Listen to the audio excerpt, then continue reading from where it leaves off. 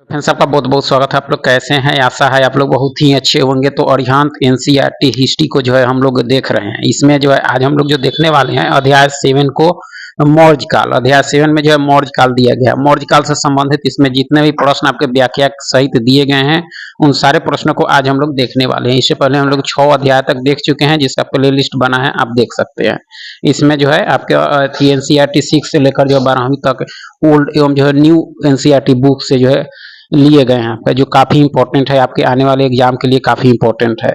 और जो है इसमें व्याख्या के साथ यानी पूर्ण जो है व्याख्या के साथ दिया गया है। तो आइए देखते हैं मौर्य काल से संबंधित प्रश्नों को। चलिए शुरू करते हैं। अगर आप चैनल पर नए हो तो चैनल को लाइक और सब्सक्राइब जरूर करें। देखते हैं मौर्य शासकों का विवरण से संबंधित सबसे पहला प्रश्न आपके मौर्य शासकों का विवरण से संबंधित प्रश्न है। पहला है कि निम्नलिखित में से मौर्य साम्राज्य में जो है उत्तराधिकार का कौन सा जो है क्रम सही है? उत्तराधिकार का कौन सा क्रम इसमें सही है आपका? तो मौर्य वंश, उसके बाद में चंद्रगुप्त मौर्य, उसके बाद में बिंदुसार, उसके बाद अशोक, उसके बाद दशरथ मौर्य है आपका। ठीक है, तो मौर्य वंश के लिए के दिए गए शासकों के जो है उत्तराधिकार का क्रम चंद्रगुप्त मौर्य, उसके बाद यानी जिसका काल जो है आपके 322 से 297 ईसा पूर्व, उसके बाद बिंदुसार 297 से 272 या 268 ईसा पूर्व। ठीक है, अशोक का 272 या 268 से जो है 332 ईसा पूर्व, और दशरथ मौर्य का जो है 332 से 224 ईसा पूर्व है आपका कार्यकाल। ठीक है, देख सकते हैं। उसके बाद में मौर्य वंश का संस्थापक चंद्रगुप्त मौर्य था, जिसने जो है मगध में मौर्य वंश की स्थापना की, जिसकी राजधानी पाटलिपुत्र थी। मौर्य वंश की राजधानी पाटलिपुत्र थी। मौर्य वंश के शासकों के वर्णन के विषय में जो इतिहासकारों में मतभेद है, लेकिन बौद्ध एवं जैन ग्रंथों में चंद्रगुप्त मौर्य को जो है मौर्य वंश मौर्य क्षत्रिय कहा गया आपका। ठीक है, तो इस तरह से देख सकते हैं मौर्य साम्राज्य में उत्तराधिकार का जो है सही क्रम ऑप्शन डी है आपका। ठीक है, आगे है सूची 1 को सूची 2 के साथ आपको मिलाना है। तो यानी सबसे पहला आपके चंद्रगुप्त है, चंद्रगुप्त का सेंड्रो कोट्स के साथ आपका। ठीक है, बिंदुसार का मिलान आपके अमित्र घात। अशोक को क्या कहा जाता था आपके? प्रियदर्शी आपका। ठीक है, चाणक्य को विष्णुगुप्त उपनाम था आपका। तो इस तरह से ऑप्शन सी के अनुसार इसको आप मिलान कर सकते हैं। देख सकते हैं ग्रीक एवं लैटिन लेखों में जो है चंद्रगुप्त मौर्य को क्रमशः जो है सेंड्रोकोट्स एवं जो है एनरोकोट्स के नाम से जाना जाता है आपका। ठीक है, चंद्रगुप्त मौर्य के पुत्र बिंदुसार को जो है यूनानी लेखों में अमित्रो चेट्स यानी जिसका जो है संस्कृत रूपांतरण अमित्र जो है घात है कहा गया है। अमित्र घात का अर्थ होता है शत्रुओं का नाश करने वाला। ठीक है, अशोक को जो है उसके अभिलेखों में सामान्यतः जो है देवनाम प्रिय यानी प्रियदर्शी कहकर जो है संबोधित किया गया है। चाणक्य के बचपन का नाम विष्णुगुप्त कौटिल था, जिन्होंने जो है राजनीति शास्त्र पर जो है और शास्त्र नामक प्रसिद्ध ग्रंथ की रचना की। तो इस तरह से उपनाम देख सकते हैं। ठीक है, चंद्रगुप्त मौर्य के संबंध में निम्नलिखित में से कौन सा कथन सही नहीं है आपका? कौन सा कथन सही नहीं है? तो देखी जाए इसमें तो कौन सा कथन सही नहीं है। तो पहला है कि ब्राह्मण परंपरा के अनुसार वह जो है क्षूद्र था, यह कथन सही है आपका? सही नहीं है, उसको देखना है। बौद्ध परंपरा के अनुसार वह क्षत्रिय था, ये भी कथन सही है। प्लूटार्क के अनुसार जो है उसने 60,000 की सेना लेकर जो है पूरे भारत को रोक दिया, यह कथन जो है सही नहीं है आपका।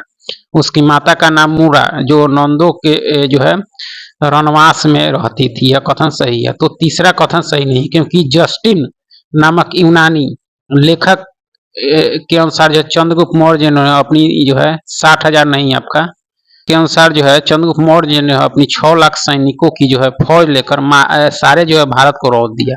चंद्रगुप्त मौर्य का जो है साम्राज्य उत्तर पश्चिम में ईरान से लेकर जो है पूर्व में बंगाल तक, उत्तर में जो है कश्मीर और से लेकर दक्षिण में जो है उत्तरी कर्नाटक यानी मैसूर तक फैला हुआ था। तो इसमें देखी जाए तो तीसरा कथन सही नहीं है आपका। ठीक है, सम्राट वक्तव्य जो है आपका कि सम्राट का जो है जनता के सामने आने के अवसरों पर जो है शोभा यात्रा के रूप में जो है जश्न मनाया जाता है। उन्हें एक जो है सोने की जो है पालकी में ले जाया जाता है। उनके जो है अंगरक्षक सोने और चांदी से जो अलंकृत हाथियों पर सवार रहते हैं। कुछ अंगरक्षक जो है पेड़ों को लेकर जो चलते हैं। उपयुक्त वक्तव्य जो है किसने किसके बारे में दिया है?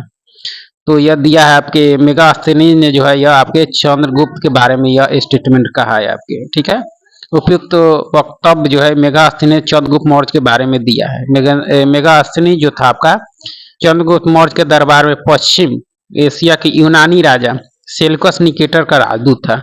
मेगास्थनीज ने जो कुछ देखा उसका विवरण निम्न प्रकार किया, यानी थे इन पेड़ों पर जो है प्रशिक्षित तोतों का एक झुंड रहता था जो सम्राट के जो है सिर के चारों तरफ जो है चक्कर लगाता रहता था। राजा जो है सामान्यतः हथियार बंद महिलाओं से जो है घिरे होते थे। वे जो है हमेशा इस बात से डरे रहते थे कि कहीं कोई उनकी हत्या करने की कोशिश न करे। उनके जो है खाना खाने के पहले जो है खास नौकर उस खाने को चखते। वे जो है लगातार 2 रात तक जो है एक ही कमरे में नहीं सोते थे। यह सब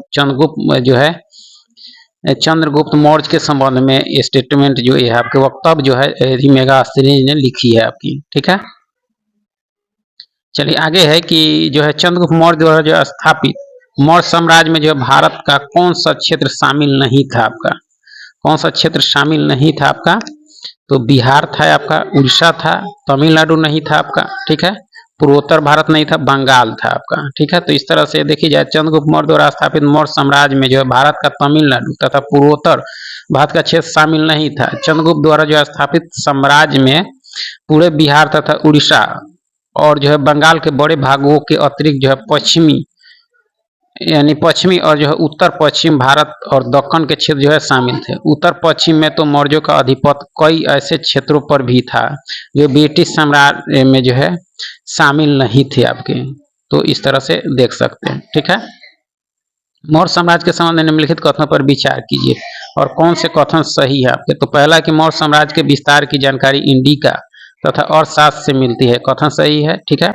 मेगास्थनीज ने पाटलिपुत्र के शासन का जो है वर्णन किया, ये भी कथन, दोनों कथन सही है आपके मौर्य साम्राज्य के संबंध में, दोनों कथन सही है। मौर्य साम्राज्य के विस्तार की जो है जानकारी हमें मेगास्थनीज की पुस्तक इंडिका और कौटिल्य के द्वारा जो है लिखा गया और शास्त्र से मिलती है। मेगास्थनीज ने पाटलिपुत्र के साथ साथ मौर्य साम्राज्य के शासन का भी वर्णन किया। मेगास्थनीज यूनान का जो है राजदूत था, उसे जो है सेल्यूकस निकेटर ने जो है चंद्रगुप्त मौर्य के दरबार में भेजा था आपका, ठीक है। चलिए आगे है कि मौर्य साम्राज्य की स्थापना के संदर्भ में निम्नलिखित कथनों में से जो है कौन सा सही नहीं है आपका। मौर्य से पूर्व जो है मगध पर नंद वंश का शासन था, यह सही है आपका। उत्तर भारत में मगध सबसे शक्तिशाली राजा थे, ये भी सही है। चंद्रगुप्त ने जो है धनानंद को पराजित किया था, ये भी सही है। धनानंद नंद वंश का लोकप्रिय राजा था, यह कथन सही नहीं है आपका, क्योंकि धनानंद नंद वंश का लोकप्रिय नहीं बल्कि अलोकप्रिय राजा था। चंद्रगुप्त ने अपनी सेना का जो है संगठन किया और नंद राजा जो है धनानंद को जो है सिंहासन से उतार दिया, जिसका जो है लोगों ने स्वागत किया। ईसा पूर्व 4वीं सदी में मगध पर जो है नंद राजाओं का शासन था। वह उत्तर भारत का सबसे जो शक्तिशाली राजा था। नंद राजाओं ने जो है करों की वसूली से जो है अपार संपत्ति एकत्र कर ली थी और उन्हें जो है यानी उनके पास जो है एक विशाल सेना भी थी, परंतु वे कुशल शासक नहीं थे आपके, ठीक है। इस तरह से चौथा सही नहीं है आपका कथन। चंद्रगुप्त मौर्य से संबंधित निम्नलिखित कथनों पर विचार करें और में से कितने कथन सही हैं आपके। तो कितने कथन सही हैं, तो केवल 3, यानी 1, 3, 4। पहला है कि चंद्रगुप्त मौर्य को जो है शासन में सलाह और सहायता राजनीतिक जो है चातुर्यशील व्यक्ति जो है चाणक्य द्वारा दी गई है, सही आपका, पहला सही आपका, ठीक है। दूसरा जो है आपका जो है समकालीन जैन और जो है बौद्ध ग्रंथों में चाणक्य का जो स्पष्ट उल्लेख मिलता है, यह कथन सही नहीं है। तीसरा है कि लोकप्रिय मौखिक परंपरा चंद्रगुप्त मौर्य और जो है उनके शासन काल की महानता का जो है श्रेय चाणक्य की बुद्धि और जो है प्रतिभा को देती है, यह सही आपका। चाणक्य जी ने कौटिल्य और विष्णुगुप्त के नाम से भी जाना जाता है, नंदों के जो है कट्टर विरोधी थे, ये भी कथन सही है। नंद शासक ने जो है उस चाणक्य को जो है अपमानित किया था, ठीक है।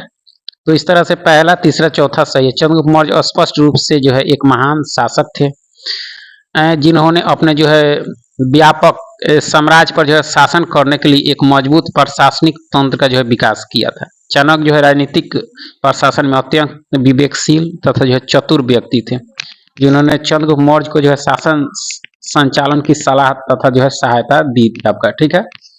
लोकप्रिय मौखिक परंपरा चंद्रगुप्त और जो है उनके शासनकाल की महानता का जो है श्रेष्ठ श्रेय जो है आपके चाणक्य की बुद्धि और प्रतिभा को देती है।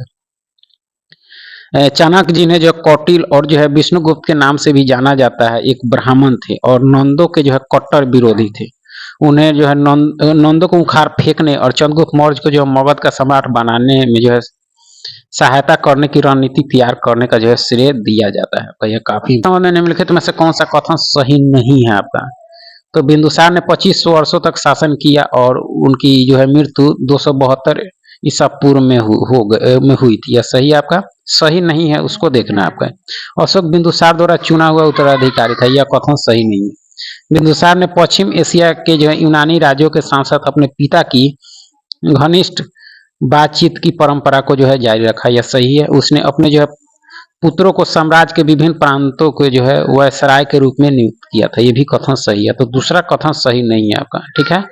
दूसरा कथन सही नहीं है क्योंकि जो है अशोक उनका जो है चुना हुआ उत्तराधिकारी नहीं था। बिंदुसार की मृत्यु के दौरान जो अशोक तक्षशिला और उज्जैन का राज्यपाल था।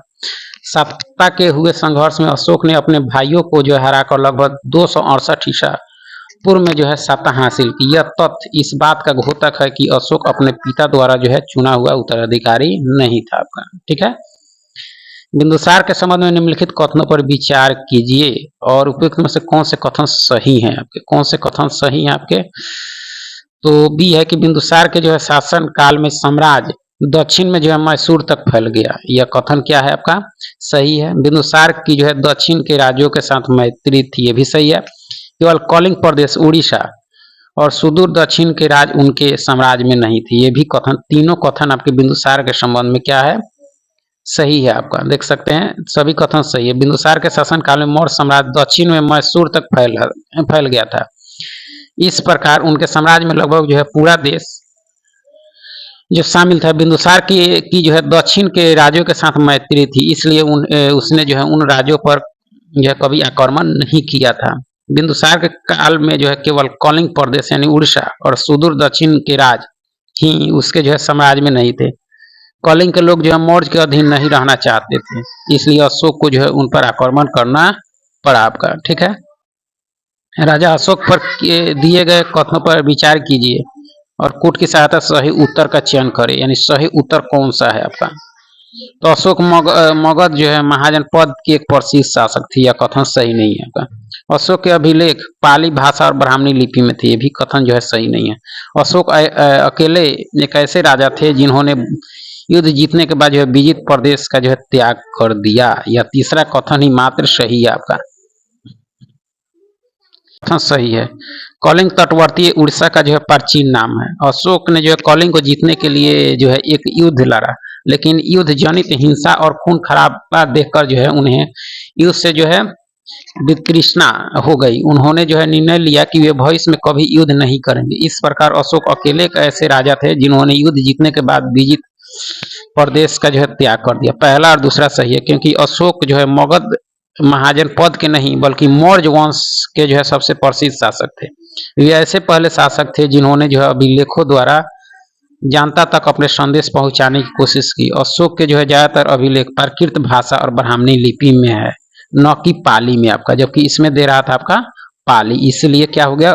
दूसरा गलत हो गया आपका और पहला भी गलत है आपका, ठीक है। ये है कि निम्नलिखित कथनों पर विचार कीजिए और जो है सही उत्तर का जो है चयन कीजिए और कौन से कथन आपके सही हैं आपके, ठीक है। पहला है कि जो है कथन, पहला है कि धर्म संस्कृत जो है शब्द धर्म का जो है प्रकृत रूप है, जिनके संदर्भ में जो है अर्थ बताते हुए सार्वजनिक नियम या धर्म जो है परायणता या जो है सामाजिक विस्तार एवं जो है धार्मिक क्रम हिंदू समाज में पाया जाता है, यह कथन सही है। दूसरा है कि अशोक द्वारा बौद्ध धर्म के लिए जो धर्म शब्द का प्रचार किया गया था, जब उसने जो है उसे लागू किया और उसका जो है प्रचार करना प्रारंभ किया,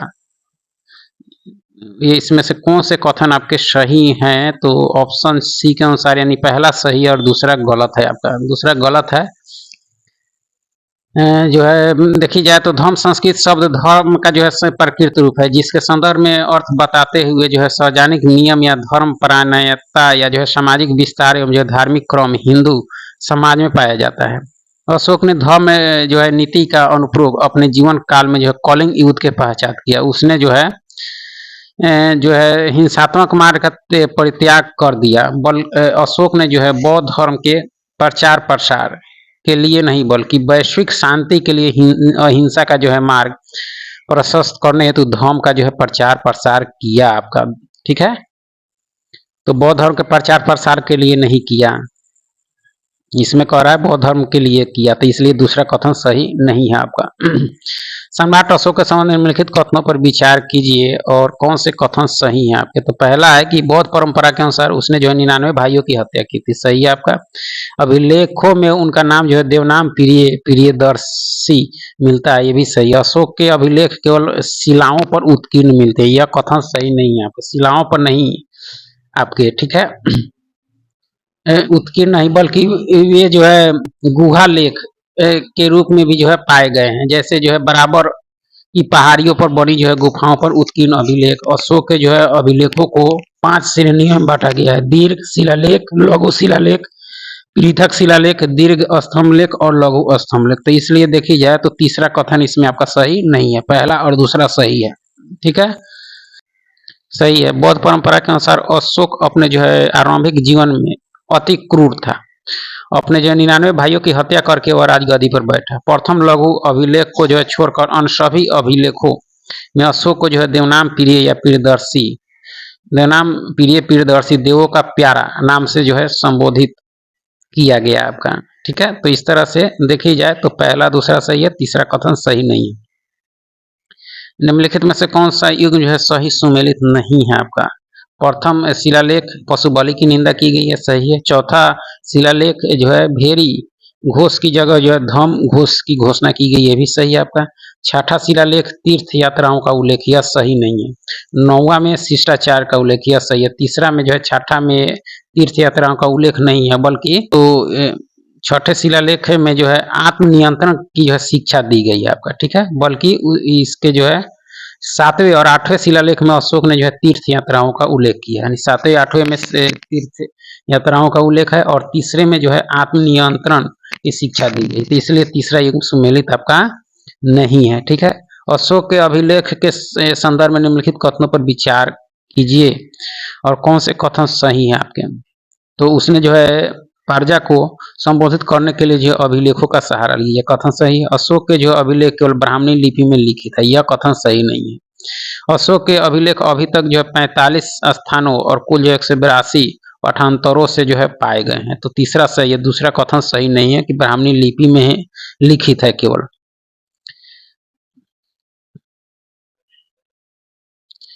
देखिए यानी दूसरा युग सुमेलित नहीं है, क्योंकि जो है अशोक के अभिलेख ब्राह्मणी, खरोष्टी, अरमाइक और ग्रीक लिपि में लिखित है। अशोक के जो है प्राकृत भाषा में रचे अभिलेख जो है साम्राज्य के अधिकांश भागों में जो ब्राह्मणी लिपि में जो है लिखित है, किंतु पश्चिमोत्तर भाग में यह जो है खरोष्टी और अरमाइक लिपियों में जो है लिखित है, और अफगानिस्तान में इनकी भाषा और लिपि जो है अरमाइक और यूनानी दोनों है आपका, इसलिए दूसरा कथन सही नहीं है। और पहला और तीसरा कथन सही है, क्योंकि जो है अशोक ने प्रजा को संबोधित करने के लिए जो है अभिलेखों का सहारा लिया था। अशोक के अभिलेख जो है शिलाओं पर पत्थर के जो है पॉलिशदार शीर्ष युक्त स्तंभों पर जो है गुफाओं में और जो है एक स्थान से जो है प्राप्त मिट्टी के कटोरे पर भी उत्कीर्ण है। अशोक के अभिलेख अभी तक जो है 45 स्थानों में जो है कुल 182 पठांतरों में जो है पाए गए हैं। ये न केवल भारतीय उपमहाद्वीप में है अपितु अफगानिस्तान में भी पाए गए हैं आपके, तो इस तरह से देख सकते हैं। आगे है कि सम्राट अशोक के कलिंग युद्ध के संदर्भ में निम्नलिखित में से कौन सा कथन सही नहीं है कलिंग युद्ध के संबंध में आपका। तो अशोक ने अपने जीवन में जो है केवल कलिंग युद्ध में भाग लिया था, सही है। कलिंग युद्ध के संबंध में अशोक के अभिलेख में जो है सहस्र शब्द का जो है प्रयोग किया गया, सही है। कलिंग युद्ध जो अशोक के राज्याभिषेक के 8 वर्ष बाद हुआ था, ये भी सही है। इस युद्ध का वर्णन 11वें शिलालेख में मिलता है, यह कथन है, क्योंकि यह 13वें जो है शिलालेख में मिलता है आपका, देख सकते हैं 13वें शिलालेख में जो है यानी 13वें शिलालेख में मिलता है। इस युद्ध में जो है 1 लाख लोग मारे गए, कई लाख लोग जो है घायल हुए, 1,59,000 बंदी बनाए गए। इस युद्ध में जो है हुए भारी नरसंहार से अशोक का जो है हृदय दुखी हुआ। इस युद्ध के कारण जो है ब्राह्मण, पुरोहितों और बौद्ध भिक्षुकों को भी जो है बहुत कष्ट झेलने पड़े, जिससे जो अशोक को गहरी व्यथा और जो है पश्चाताप हुआ। इसलिए उसने जो है दूसरे राज्यों पर जो भौतिक विजय पाने की नीति छोड़कर सांस्कृतिक विजय पाने की नीति अपनाई अपन, ठीक है। निम्नलिखित में से किन स्थानों पर अशोक के शिलालेख प्राप्त नहीं हुए हैं? किस पर प्राप्त नहीं हुए हैं? कंधार से हुए हैं आपके, दरभंगा से नहीं हुए आपके, ठीक है। ब्रह्मगिरी से हुए हैं आपके, सारनाथ से हुए हैं, वाराणसी से प्राप्त नहीं हुए हैं आपके, ठीक है। वाराणसी में जो अशोक के शिलालेख प्राप्त नहीं हुए, अशोक के जो है शिलालेख कंधार, ब्रह्मगिरी, सारनाथ, टोपरा, कलसी, लुम्बिनी, रामपुरवा, प्रयागराज, सांची, पनगुड़िया, मस्की, धौली, जौगढ़ आदि क्षेत्र से प्राप्त हुए हैं आपके, ठीक है। आगे है सूची 1 में जो है अभिलेख प्राप्ति स्थान और सूची 2 में अवस्थिति, वह कहाँ अवस्थित है आपका। तो बहापुर यह जो है आपके दिल्ली में, और जो है जौगढ़ यह जो है आपके कहाँ है आपके, तो उड़ीसा में, रामपुरवा आपके जो है बिहार में, सोपारा आपके महाराष्ट्र से और प्राप्त हुए आपके, ठीक है। तो देख सकते हैं बहापुर अभिलेख दिल्ली में, जौगढ़ आपके अभिलेख उड़ीसा में, और रामपुरवा आपके बिहार में, और सोपारा महाराष्ट्र में अवस्थित है। ये सभी अभिलेख जो अशोक द्वारा स्थापित है। अशोक के जो अभिलेख प्राय ब्राह्मणी लिपि तथा जो है प्राकृत भाषा में उत्कीर्ण है आपका, ठीक है। बहापुर अभिलेख में अशोक ने जो है लोगों को बौद्ध जीवन अपनाने का जो है व्यक्तिगत संदेश दिया है, ठीक है। जौगढ़ अभिलेख में कलिंग युद्ध के बाद की स्थिति पर जो है अशोक ने पश्चाताप व्यक्त किया आपके, ठीक है। सोपारा जो आपके महाराष्ट्र में है, इसे प्रमाणित हुआ है कि अशोक के जो है साम्राज्य की सीमा पश्चिमी समुद्र तट तक थी। ये भी सही, यानी इसमें ये भी जो है सही है आपका। रामपुरवा अभिलेख में जो अशोक के धार्मिक घोषणाएं तथा जो धार्मिक कार्यों का विवरण मिलता है, जो आपके बिहार में। अशोक के प्रमुख शिलालेखों के स्थान और वह राज्य जिसमें वह स्थान जिस राज्य में है, और इसमें से कौन से युग में है सही सुमेलित हैं आपके, ठीक है। तो धौली आपके उड़ीसा में है, सही आपके। एरगोंडी आपके आंध्र प्रदेश, यह सही है आपके। जौगढ़ मध्य प्रदेश नहीं है आपका, जौगढ़ जो है अभी आप देखे हैं, जौगढ़ जो है आपके उड़ीसा में है। जौगढ़ कहाँ आपके उड़ीसा में है। और कालसी कर्नाटक में नहीं है आपका। कालसी कहाँ है आपका, तो देखी जाए आपका, तो यानी ये जो है कालसी आपके जो है उत्तराखंड में, कर्नाटक में नहीं है, तो इसलिए तीसरा चौथा सही नहीं है। देख सकते हैं पहला दूसरा सही है। धौली शिलालेख उड़ीसा के जो है भुवनेश्वर में अवस्थित है। यह ब्राह्मणी लिपि में लिखा गया है। इसकी खोज जो 1837 में की गई थी, ठीक है। एरेगुंडी शिलालेख आंध्र प्रदेश के जो है कुर्नूल जिले में जो है स्थित है। यह जो है ब्राह्मणी यानी धम लिपि में लिखा गया है। इसकी खोज जो है 1916 में की गई थी। तीसरा और चौथा सुमेलित नहीं है, क्योंकि जौगढ़ शिलालेख उड़ीसा के जो है गंजाम जिले में स्थित है। यह भी जो है ब्राह्मणी लिपि में लिखा गया है, जिसकी खोज जो है 1850 में हुई थी आपकी, ठीक है। इसी शिलालेख कर्नाटक में नहीं बल्कि जो है आपके उत्तराखंड के देहरादून जिले में स्थित है। इसे भी जो ब्राह्मणी लिपि में लिखा गया, इसकी खोज 1837 में हुई थी आपका, ठीक है। तो इस तरह से देख सकते हैं। आगे है कि अशोक के शिलालेख देश के जो है आंतरिक क्षेत्रों के साथ साथ जो है साम्राज्य के बाह्य क्षेत्र में पाए गए। निम्न में से कौन सा जो है विकल्प सही है जहां शिलालेख पाए गए हैं आपके, तो कालीबांगा, चनहुद्रो, धौलावीरा, मोहनजोदड़ो ये सही नहीं है। जौगढ़, मस्की, टोपरा और जो है लंपक में पाए गए हैं, तो दूसरा जो है सही है आपका, ठीक है। जौगढ़ शिलालेख जो है और जो है गंजाम आपके उड़ीसा में, तथा जो है मस्की रायचूर आपके कर्नाटक में, टोपरा हरियाणा में, तथा जो है लंपक शिलालेख अफगानिस्तान में स्थित है आपका, ठीक है। जौगढ़ एक बृहद शिलालेख है, जबकि मस्की लघु शिलालेख तथा जो है टोपरा एक जो है स्तंभ लेख है। टोपरा स्तंभ लेख जो है परम में हरियाणा के जो है अंबाला जिले में जो है टोपरा नामक गांव में स्थित है, जिसे जो है फिरोज शाह तुगलक द्वारा दिल्ली लाया गया। यह एकमात्र स्तंभ लेख है जिस पर जो अशोक के 7 स्तंभ लेख उत्कीर्ण है आपका, ठीक है। कलिंग युद्ध के पश्चात अशोक द्वारा अपनाए गए धर्म के संबंध में निम्नलिखित कथनों पर विचार कीजिए, कौन से कथन सही है आपके। तो उनका मानना था कि धर्म के माध्यम से लोगों का दिल जीता जा सकता है, सही है, यानी यह सही है आपका, ठीक है। दूसरा है कि वह चाहता था कि उसके बाद उसके उत्तराधिकारी भी जो है युद्ध के स्थान पर धर्म का पालन करे। ये दोनों कथन आपके सही हैं, ठीक है। कलिंग युद्ध के पश्चात अशोक ने जो है माना कि धर्म के माध्यम से लोगों का जो है दिल जीतना बलपूर्वक विजय पाने से जो है अधिक अच्छा है। कलिंग युद्ध के पश्चात अशोक चाहता था कि उसके बाद जो है उनके उत्तराधिकारी भी युद्ध के स्थान पर धर्म नीति का जो है पालन करे। इसके लिए उसने जो है भविष्य के लिए अभिलेखों में धम्म नीति की चर्चा की आपका। ठीक है, चलिए आगे है कि जो है कौन सा कथन सही है आपका। तो अशोक ने अपने संदेश कई स्थानों पर जो है शिलालेख और स्तंभों पर उत्कीर्ण करवाया, यह कथन सही है आपका। अशोक ने उत्तराधिकारियों को निर्देशित दिया कि वे राजा के संदेशों को जो है उन लोगों को पढ़कर सुनाए जो स्वयं पढ़ नहीं सकते, ये भी सही है। अशोक ने सीरिया, मिस्र, ग्रीस तथा जो श्रीलंका में भी जो है दूत भेजे। तीनों कथन आपके क्या है, सही है आपका। कि जो है अशोक द्वारा प्रयोग की गई कौन सी लिपि से जो है भारत में अनेक लिपियों का विकास हुआ आपका। की गई ब्राह्मणी लिपि से जो है देवनागरी, बांग्ला, मलयालम तथा तमिल लिपियों का विकास हुआ। अशोक के जो है अधिकांश राजज्ञाएं ब्राह्मणी लिपि में है। उस समय भारत के अनेक प्रदेशों में ब्राह्मणी लिपि का जो है प्रचलन था। अशोक के जो है अभिलेखों की भाषा सामान्यतः प्राकृत है, यह आम जनता की भाषा थी, जबकि संस्कृत भाषा जो है ऊंची जातियों के जो है शिक्षित लोगों द्वारा बोली जाती थी आपके। यानी यहाँ अरमाइक नहीं होगा आपके, ब्राह्मणी होगा आपका। ठीक है, चलिए अशोक के संबंध में निम्नलिखित कथनों में से कौन सा कथन सही नहीं है आपका। ठीक है, तो वह मनुष्य और पशुओं की हत्या पर रोक लगाने के विरुद्ध था आपका, यह कथन सही नहीं है आपका। क्योंकि अशोक जो मनुष्य और पशुओं की हत्या पर रोक लगाना चाहता था, ये उसने जो है युद्ध न करने का वचन दिया।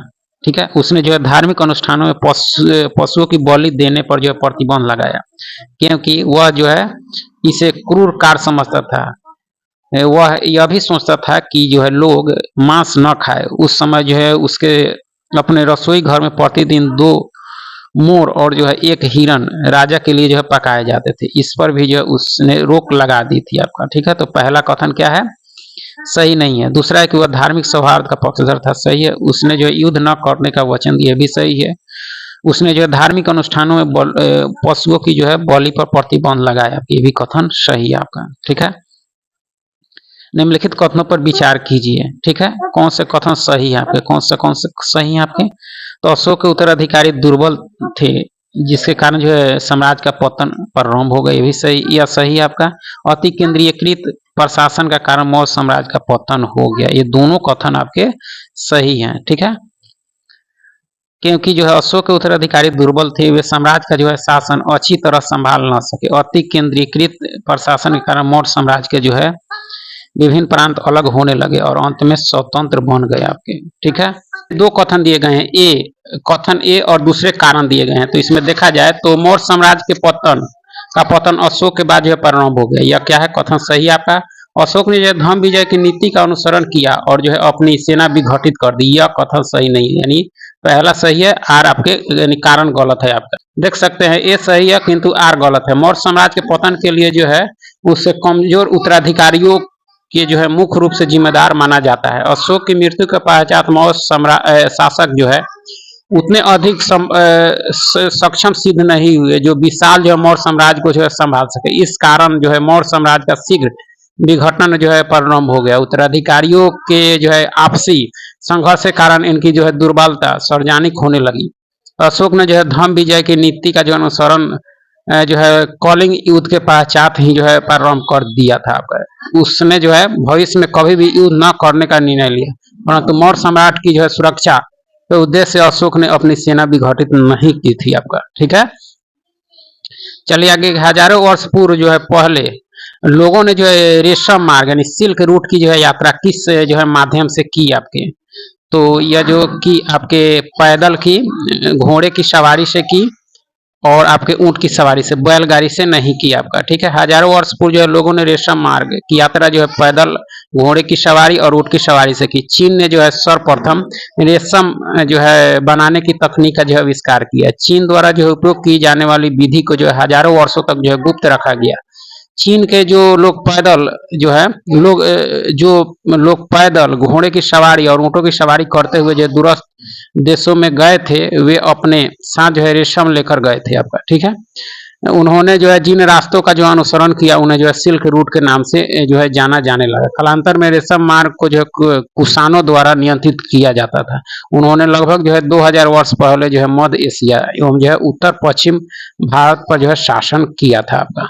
ठीक है, चलिए यहाँ से मौर्य के प्रशासन, अर्थव्यवस्था और समाज और कला से संबंधित मौर्यकालीन जो है अधिकारियों के संबंध में निम्नलिखित कथनों पर विचार कीजिए और कौन से कथन सही है आपके। सही है तो देखी जाए तो धम्म महामात्र को जो है पुरस्कार एवं दंड देने का अधिकार था, यह कथन सही नहीं है। ठीक है, समाज में धर्म का प्रचार करने के लिए जो राजुक नामक जो अधिकारी की नियुक्ति की गई थी, ये भी कथन सही नहीं है। कथन सही है देखना है तो शीर्षस्थ अधिकारियों को जो है तीर्थ कहा जाता था, यह सिर्फ तीसरा कथन ही केवल जो है सही है आपके। ठीक है, मौर्यकालीन अधिकारियों में शीर्षस्थ जो अधिकारियों को तीर्थ कहा जाता था, इनकी संख्या 18 थी। अधिकतर स्थानों पर इन्हें जो है महामात भी जो है कहा जाता था। सबसे महत्वपूर्ण तीर्थ या जो है महामात मंत्री और पुरोहित थे आपके।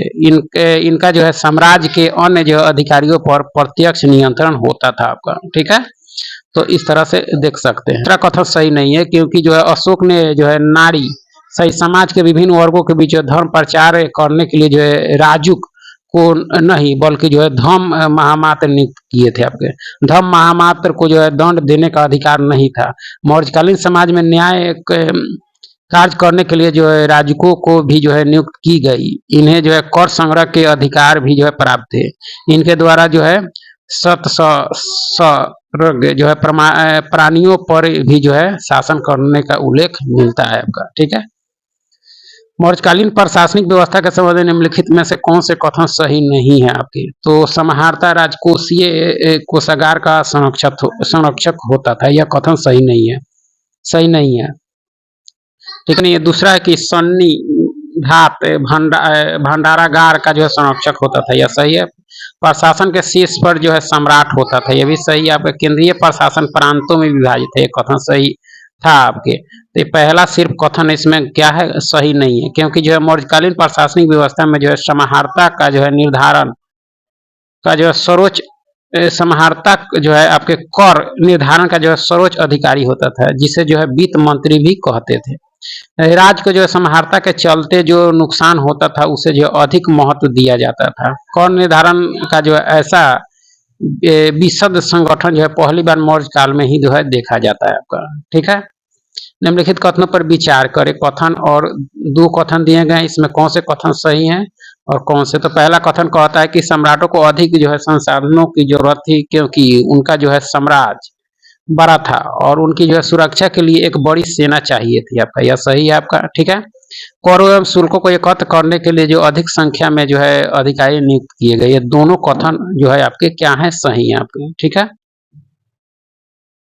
देख सकते हैं कि जो है दोनों सही है। सम्राटों को जो अधिक संसाधनों की जरूरत थी क्योंकि उनका साम्राज्य जो है बड़ा था और उसकी जो है सुरक्षा के लिए एक बड़ी सेना चाहिए थी। साम्राज्य का जो है विस्तार बृहद क्षेत्र पर था जहां राजस्व को जो इकट्ठा करने तथा जो है संसाधनों की उपलब्धता सुनिश्चित करने के लिए जो है शासक द्वारा अधिक संख्या में जो अधिकारियों की नियुक्ति की जाती थी। चूंकि मौर्य साम्राज्य बहुत बड़ा था इसलिए अलग अलग हिस्सों पर जो है अलग अलग ढंग से जो है शासन किया जाता था। पाटलिपुत्र और उसके आसपास के क्षेत्रों पर जो है सम्राट का सीधा नियंत्रण था। इस क्षेत्र के गांवों और जो है शहरों के जो है किसानों जो है पशुपालकों, शिल्पकारों और जो है व्यापारियों से जो है कर इकट्ठा करने के लिए राजा जो है अधिकारियों की नियुक्ति करता था जो राजा के आदेशों का जो है पालन करते थे आपका। ठीक है, मौर्यकालीन अर्थव्यवस्था के संबंध में निम्नलिखित कथनों पर विचार करें। कौन से कथन सही नहीं है। तो किसान अपनी उपज का जो 10वां हिस्सा कर के रूप में देते थे, यह सही नहीं है। मौर्य काल में किसानों से जो सिंचाई कर लिया जाता था, यह सही है आपका। सही नहीं है उसको देखना है। पौन जो है 3/4 तोले के जो है सोने का सिक्का होता था, यह भी कथन सही नहीं है। पहला और तीसरा कथन आपके सही नहीं है। मौर्यकालीन अर्थव्यवस्था के संबंध में पहला और तीसरा सही नहीं है क्योंकि मौर्यकालीन अर्थव्यवस्था में भूमि कर एवं सिंचाई कर को जो है मिलाकर किसान को जो है उपज का यानी 1/2 भाग जो है देना पड़ता था। कृषि कर की मात्रा जो है भूमि की उर्वरा शक्ति पर निर्भर होती थी। 3/4 जो है तोले के बराबर चांदी का सिक्का था। मौर्य काल में जो अधिकारियों का वेतन आपका यह होता था। ठीक है, पौन के रूप में दिया जाता था। वेतन जो है पौन के रूप में दिया जाता था। आहत जो है रजत मुद्रा मौर्य काल की जो है वैध मुद्राएं थी आपका। ठीक है, आगे है कि मौर्य काल में कृषकों के संबंध में निम्नलिखित कथनों पर विचार करें, कौन से कथन सही है आपके। तो पहला है कि कृषि योग्य जमीन का मापन जो है राज द्वारा किया जाता था, सही है। दासों को कृषि कार्य में जो है नहीं लगाया जाता था, जबकि लगाया जाता था, दूसरा कथन गलत है। इस समय जो है पहली बार सुसंगठित कर प्रणाली का विकास हुआ, तो ये कथन सही है, यानी पहला और तीसरा सही है, दूसरा गलत है, क्योंकि दास को भी कृषि कार्य में लगाया जाता था। दासों को भी कृषि कार्यों में बड़े जो है पैमाने पर लगाया जाता है। राज्य के पास जो है बड़े बड़े कृषि क्षेत्र थे, जिनमें जो है अनगिनत दास और मजदूर कृषि हेतु लगाए जाते थे आपका, ठीक है। पहला और तीसरा सही। मौर्य काल में अधिकारी जो है जमीन को जो है मापता और जो है उन नगरों का जो है निरीक्षण करता था, जिसमें जो है जिससे होकर जो है पानी छोटी नहरों में पहुंचता था। इस काल में जो है राज कृषकों की जो है भलाई के लिए सिंचाई और जल वितरण की व्यवस्था करता था आपका राज आपका, ठीक है। मौर्य काल में पहली बार सुसंगठित कर प्रणाली का विकास हुआ था। कौटिल्य ने जो है कृषकों, शिल्पियों और व्यापारियों से जो है उगाहे जाने वाले करों का जो है नामोल्लेख किया है। मौर्यों ने जो है वसूली करने और ठीक से जो है जमा रखने से जो है अधिक महत्व कर निर्धारण को दिया था आपका, ठीक है। मेघास्थनी ने मौर्यकालीन समाज के संबंध में क्या जो है क्या नहीं कहा है, क्या उन्होंने नहीं कहा है। तो महिलाएं जो है अंगरक्षक का कार्य करती थी, यह कहा है आपके। समाज 4 वर्गों में विभक्त था, यह आपके क्या है नहीं कहा है, ठीक है। समाज में दास व्यवस्था का अस्तित्व नहीं था, यह कहा है आपका। नहीं कहा है उसको देखना है। समाज में जो सती प्रथा का अस्तित्व नहीं था, यह भी सही है आपका। तो दूसरा कथन सही नहीं है। मेघास्थनी ने भारतीय समाज का और 4 भागों में नहीं बल्कि 7 जातियों दार्शनिक, किसान, चरवाहा, कारीगर, शिल्पी, सैनिक, निरीक्षक, सभासद में विभक्त किया है। मेघास्थनी चंद्रगुप्त के दरबार में जो है पश्चिम एशिया के यूनान राजा सेल्कस निकेटर का राजदूत था, जिसने 7 भागों में बांटा है आपके। मौर्य कला के संबंध में निम्नलिखित कथनों पर विचार कीजिए और उपयुक्त में से कौन से कथन सही है आपके। तो अशोक की जो है राजज्ञाएं चट्टानों और जो है बलुआ पत्थर के ऊंचे स्तंभों पर जो है उत्कीर्ण की गई थी आपके, यह कथन सही है। प्रत्येक स्तंभ के सिर पर हाथी, सांड या सिंह की जो है प्रतिमा बनाई गई थी, ये भी सही है। अशोक के अभिलेखों की भाषा प्रकृति, ये भी तीनों कथन आपके सही है आपका, ठीक है। देख सकते हैं सभी कथन सही है। अशोक की जो है राजज्ञाएं चट्टानों और बलुआ पत्थर के ऊंचे जो स्तंभों पर उत्कीर्ण की गई थी, जिन्हें जो है अभिलेख कहा जाता था। अशोक के जो अभिलेखों को 3 भागों में यानी शिलालेख, स्तंभलेख और गुहालेख में बांटा गया है। अशोक के प्रत्येक स्तंभ के सिर पर जो है हाथी, सिंह, सांड की जो प्रतिमा बनाई गई है आपका, ठीक है। अशोक के अधिकांश अभिलेख जो प्राकृत भाषा में है, जबकि पश्चिमोत्तर से मिले अभिलेख अरमाइक और जो है यूनानी भाषा में है। प्राकृत के अधिकांश अभिलेख जो ब्राह्मणी लिपि में लिखे गए हैं, जबकि पश्चिमोत्तर में कुछ अभिलेख जो खरोष्टी लिपि में लिखे गए थे आपका, ठीक है। और साथ में सैनिक और प्रशासनिक संगठन के बारे में विस्तृत विवरण मिलते हैं। मिसाल के तौर पर हाथी को पकड़ने के उपाय के बारे में जो है उसमें लिखा है। निम्नलिखित में से कौन उनमें जो है शामिल थे आपके। कूट की सहायता से सही उत्तर का चयन करना है। तो हाथी वनों के जो है संरक्षक, हाथी जो वनों के संरक्षक, हाथियों को जो है पालने वाले लोग, यह है आपका। हाथी के पैरों में जंजीर बांधने वाले लोग, सीमा रक्षक, महावत, ये सब थे आपके, ठीक है। ये सभी कथन सही। और साथ में सैनिक और जो है प्रशासनिक संगठन के बारे में विस्तृत विवरण मिलते हैं। मिसाल के तौर पर हाथी को पकड़ने के उपाय के बारे में उसमें यह लिखा है कि हाथी जो है वनों के संरक्षक, हाथियों को जो है पालने वाले लोगों, हाथी के जो है पैरों में जंजीर बांधने वाले लोगों, सीमा रक्षकों, वनवासियों और महावतों के साथ जो है मिलकर 5 से 7 जो है हाथियों की जो है सहायता से जंगली हाथियों द्वारा जो है गिराए गए मल मूत्र को जो है पहचानते हुए उन्हें पकड़ने का काम करते थे। यूनानी स्रोतों के अनुसार मौर्य साम्राज्य के पास जो है 6 लाख पैदल सैनिक, 30,000 घुड़सवार तथा 9,000 हाथी थे। कुछ इतिहासकार इस विवरण को जो अतिशयोक्तिपूर्ण मानते हैं आपका, ठीक है। खरोष्टी लिपि के संबंध में निम्नलिखित कथनों पर विचार करें। खरोष्टी लिपि के संबंध में और कौन से कथन सही है आपका। तो अशोक ने जो खरोष्टी लिपि में अभिलेख लिखवाए थे, सही है। भारत में खरोष्टी का प्रचलन यूनानी संपर्क का परिणाम था, ये भी सही है।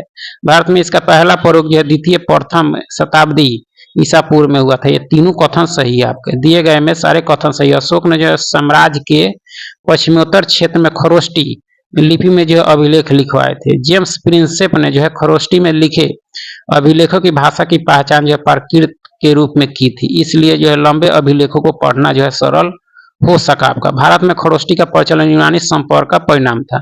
सर्वप्रथम यूनानी राजाओं ने जो है इस लिपि का प्रयोग सिक्कों पर जो है राजाओं के नाम लिखने के लिए किया था। भारत में खरोष्टी लिपि का प्रयोग द्वितीय प्रथम ईसा पूर्व में हुआ था। इसका पता जो है हमें पुरातात्विक साक्ष्यों से चलता है आपका। ठीक है, आगे है कि मौर्यकालीन समाज के संबंध में कौन सा कथन सही नहीं है आपका। कौन सा कथन सही नहीं है, तो देखो सही नहीं है। तो चारों वर्णों के लोग जो है सेना में भर्ती होते थे। ठीक है, यह क्या है, सही है आपका। सही नहीं है उसको देखना है। अपराध करने वाले ब्राह्मणों को यातना नहीं दी जाती थी, यह क्या है, सही है आपका। महिलाओं को जो है नियोग की अनुमति नहीं थी, यह कथन सही नहीं है आपका।